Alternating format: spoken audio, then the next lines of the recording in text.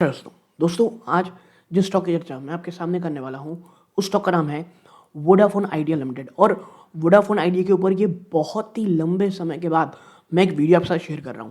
Reason इसलिए है, इतने ज़्यादा क्वेश्चंस, इतनी ज़्यादा क्वेरी इस एक स्टॉक को लेकर के आ रही है कि क्या फाइनली अब जो वोडाफोन आइडिया के जो बुरे दिन थे वो अब बदल करके अब अच्छे दिन आने वाले हैं। क्या ओवरऑल आप ये कह सकते हो कि वोडाफोन आइडिया का जो वर्स्ट था वो बिहाइंड हो चुका है। 5G में जिस तरह की वो एंट्री करने वाले हैं और भी बहुत सारी इंफॉर्मेशन हम इस वीडियो में चर्चा करेंगे। मैं बता दूं आपको, रियलिटी जो है वो जो आप आसपास सुन रहे हो उससे कहीं अलग है। तो कोई बहुत लंबा वीडियो होने वाला नहीं है, टू द पॉइंट बात करेंगे। बस आपसे एक दरखास्त है, इस वीडियो को लाइक कीजिएगा और औरों के साथ शेयर ज़रूर कीजिएगा। ओके, अच्छा देखिए, वोडाफोन आइडिया पिछले कुछ समय से ना काफ़ी शानदार रैली दिखा रहा है। इवन पिछले एक साल में देखा आप निचले स्तरों से स्टॉक करंटली आपको 80% और एक समय में तो ये रैली ऑलमोस्ट 96% की हो चली थी। ठीक है, तो क्या अब जो एक आप कह सकते हो ना ये 12 रुपए, क्योंकि वोडाफोन आइडिया के 12 रुपए है ना, एक बहुत बहुत बड़ा रेजिस्टेंस जोन है। अगर वोडाफोन आइडिया को एक नेक्स्ट फेज ऑफ रैली दिखानी है एक अलग ही लेवल पे जा करके, तो कम से कम 12 रुपए को तोड़ करके उसे ऊपर जा करके सस्टेन करना पड़ेगा। अब हो रही है नहीं हो रही है ये हमें आने वाला समय बताएगा, बट क्या फंडामेंटल एटलीस्ट ये इशारा कर रहे हैं कि नहीं, आइए चर्चा करते हैं। आपसे बस एक दरखास्त है, इस वीडियो को लाइक करके औरों के साथ शेयर जरूर कीजिएगा। ना यहाँ पे हम एक एनालिसिस रिपोर्ट ला रहे हैं जहां पर वोडाफोन आइडिया का कमबैक, जो सेंटिमेंट है ना, और उसके साथ साथ रियलिटी एक्चुअल में क्या है हम देखेंगे। देखो, जो नैरेटिव है अराउंड वोडाफोन आइडिया वो ड्रामेटिकली शिफ्ट हो रहा है।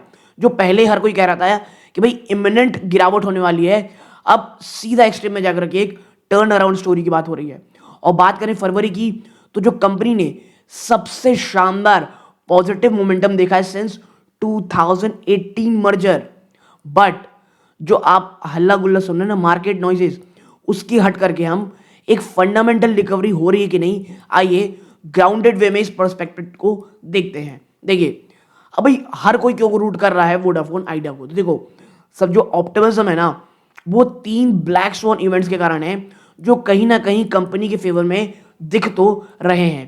पहला है the AGR lifeline, the big one. सबसे बड़ा क्या हुआ कि लेट 2025 पर अर्ली 26 में गवर्नमेंट ने इफेक्टिवली न्यूट्रलाइज कर दिया जो एजीआर बॉम्ब खड़ा हुआ था ना कंपनी के ऊपर, बाय फ्रीजिंग ड्यूज 87,695 करोड़ और अलाउ किया 10 साल का रीपेमेंट शेड्यूल, जहां पर मिनिमम एनुअल आउटफ्लो ना 124 करोड़ पर ईयर होना चाहिए अंटिल 2031।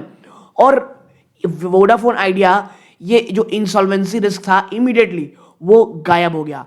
तो जी हां, सबसे बड़ा रिस्क जो एजीआर लाइफलाइन हमको मिलती दिखाई दे रही है।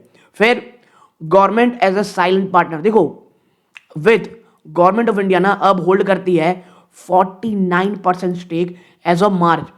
अब Vodafone Idea effectively too big to fail हो चुका है, यानी वोडाफोन आइडिया का क्रैश होना अब नेक्स्ट टू इम्पॉसिबल है। And this has restored confidence among vendor जैसे इंडस टावर और निकॉन एरिक्सन, जो पहले ना बहुत हेजिटेंट थे क्या हम इन्हें इक्विपमेंट प्रोवाइड कराएं कर्जे में, ताकि अरे भाई सिंपल चीज़ है, आप इनको प्रोवाइड करा दो क्रेडिट में और कर को कंपनी फेल कर गई तो पैसे तो आपको फंसेंगे।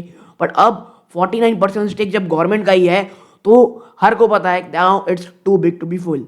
अब आते हैं तीसरे में, ऑपरेशनल इन्फ्लेक्शन। देखो पहली बार वोडाफोन आइडिया दिखा रहा है क्वालिटी ओवर क्वांटिटी। वाइल जो टोटल सब्सक्राइबर हैं वो अभी भी वॉलेटाइल है, लेकिन जो आरपू है ना, एवरेज रेवेन्यू पर यूजर, वो बढ़ करके 186 रुपीज हो चुका है। 7.3% का ईयर ऑन ईयर जंप है। और जो high value 4G 5G user base है 128.5 मिलियन लोगों तक पहुंच चुका है दोस्तों। ठीक है, तो ये इस प्रकार की चीजें हैं, यानी लगभग 12 करोड़ के आसपास लोग। नाउ अब हम आगे बढ़े उससे पहले दोस्तों, मात्र 11% ऐसे व्यूवर हैं जो हमारा वीडियो देख रहे हैं, चैनल सब्सक्राइब कर रखे हैं, आप सभी का बहुत बहुत धन्यवाद। बट अगर आप इन 88.9% में से हैं, आपका भी धन्यवाद कि आप हमारा वीडियो देखते हैं। बट प्लीज़ उस लाल बटन दबाइएगा, ऑल नोटिफिकेशन दबाइएगा। आपके लिए भले ही बहुत छोटी बात होती है, बट इससे हमारे चैनल की ग्रोथ होती है और हमें बहुत बहुत मोटिवेशन मिलता है दोस्तों। ओके ना, अब देखो द रियल बिजनेस कि एक्चुअल डेटा क्या कहता है। देखो अगर हम हेडलाइन से हटे ना और स्टॉक मार्केट रैली को 2 मिनट साइड करें, तो जो डेटा पॉइंट है, डेटा जो है वो किस तरह पेंट कर रहा है पिक्चर को, कि कंपनी सिर्फ आईसीयू से हट करके अब जनरल वार्ड में आ गई है, बट अभी भी दौड़ नहीं रही। लेकिन जिस प्रकार की स्थिति थी, जिस प्रकार का वर्स्ट केस सिनेरियो था, वो तो कम से कम दूर जाता दिखाई दे रहा है। और एक होप, और मैं हमेशा कहता हूं अगर एक होप आती आज के समय में, थोड़ी भी पॉजिटिव न्यूज बहुत शानदार रिटर्न देती है और थोड़ी भी नेगेटिव न्यूज उससे भी ज्यादा गिरावट दिखाती है। तो जो अभी नंबर आए उस पर जो नेट लॉस था वह 5286 करोड़ हो गया है। ठीक है, अब ये देखने में कितना बड़ा लॉस सकता है, लेकिन ये कम हुआ है बट अभी भी जारी है। और ये लॉस कितना कम हुआ है, 20% ईयर ऑन ईयर गिरावट है लॉसेस पे, लेकिन कंपनी अभी भी एक इन दी ब्लैंक है, यानी अभी भी प्रॉब्लम पूरी तरह सेटल नहीं हुई है। बात करेंगे क्या डेट प्रोफाइल की, 2.1 लाख करोड़ का कर्जा है इसमें। देखो बहुत बड़ा है, लेकिन जैसे हमने देखा 10 साल का इनको एक आप कह सकते हैं वरदान मिल चुका है भैया, एक आप 10 साल तक पे कर सकते हो, तो ये कंपनी को काफ़ी अच्छा लगा। फिर 5G रोल आउट, 43+ सिटीज़ में आइडिया ने अपना 5G स्टार्ट किया है। हाँ देखो नो डाउट ये ट्रेल तो कर रहे हैं, लेकिन राइवल जियो एयरटेल वो तो ऑलरेडी पूरी भारत में पहुंच चुके हैं, बट वीआई अभी सिर्फ शुरुआत कर रहा है और अभी यहाँ पे धीरे धीरे आपको बढ़ोतरी देखने को मिल रही है। फिर क्या है, फंड रेजिंग 3300 करोड़ के एनसीडीज ला रही है। Proof of concept, landers finally इन्हें कर्जा वापस देना शुरू कर दिए हैं, बट जो इन्हें 40,000 करोड़ का कर्जा है ये भी बात कर रहे हैं कि ये कैसे उधारी उठाएंगे। तो ये इस प्रकार की चीजें हैं। अब आते हैं तीसरा प्रोस्पेक्टस पे कि भाई नॉइस एंड द ट्रुथ। देखो क्या है नॉइस, साइलेंट सेंटिमेंट, वो क्या है, वीआई विल सून राइवल जियो और एयरटेल 5G। देखो ये तो गलत है, क्योंकि वीआई ना ये सिर्फ कैचअप कर रहा है इस गेम को, और इसका गोल क्या है कि हमें कस्टमर लूज नहीं करना है राइवल्स को। बट इसका मतलब ये नहीं है कि वो 12 महीने में नेक्स्ट 1 साल में ओवरटेक कर जाएगा सबको, ऐसा तो नहीं है। हाँ एक मैसिव स्टेक सेल हो रही है to a global tech giant is imminent, अभी ये अनकन्फर्म्ड न्यूज है। ठीक है, वाइल जो रूमर्स है New York based investor Tilman global persistent, लेकिन अभी भी कोई भी डील साइन नहीं की गई है। The government exit is contingent on the stock reaching a certain profit price.